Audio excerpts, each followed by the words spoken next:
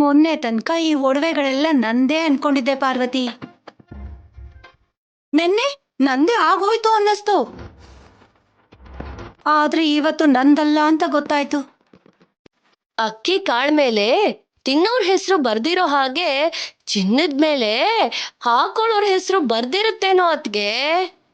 ನಾಳೆನೋ ನಾಡಿದ್ದೋ ಈ ಎಲ್ಲಾ ಒಡವೆಗಳು ಆ ಶೌರ್ಯನ್ ಮನೆಗೆ ಹೋಗಿ ಸೇರತ್ತೆ. ಒಡವೆಗಳನ್ನ ಮುಂದಿಟ್ಕೊಂಡು ಯಾಕೆ ಕೂತ್ಕೊಂಡಿದ್ದೀರೋ? ನಮ್ಮನ್ನೇ ಕೇಳ್ತಿದಾರತ್ಗೆ, ಏನ್ ಹೇಳೋದು? ಏನು ಹೇಳ್ಬೇಡ.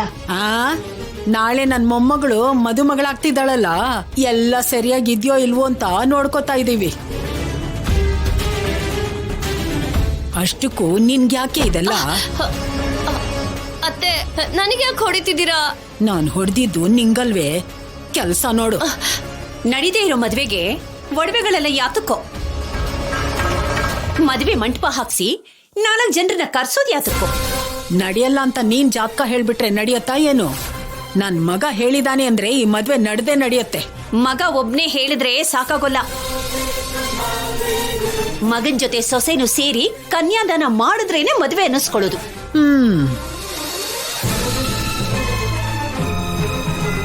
ಏನೇ ಆದ್ರೂ ಆ ಶೌರ್ಯನ್ ಜೊತೆ ನನ್ನ ಮಗಳ ಮದ್ವೆನ ನಾನು ಒಪ್ಕೊಳ್ಳೋದಿಲ್ಲ.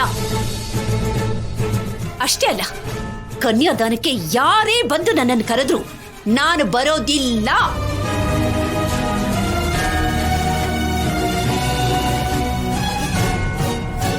ಎಲ್ರು ಮುಂದೆನೂ ಆಮೇಲೆ ನಿಮ್ಮರಿಯದೇನೆ ಹೋಗೋದು.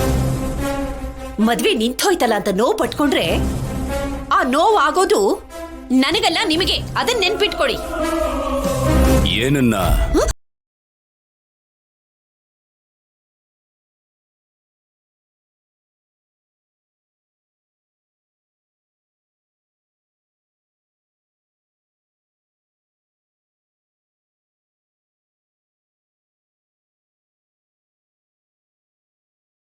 ಕನ್ಯಾದಾನ ಮಾಡಕ್ಕೆ ನಾನ್ ಬರಲ್ಲ.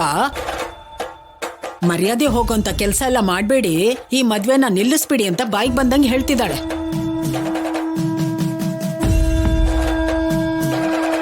ಅವಳು ಮಾತಾಡೋದ್ರಿಂದ ಇಲ್ಲಿ ಏನು ನಿಲ್ಲಲ್ಲ ಅಂತ ಹೇಳಮ್ಮ.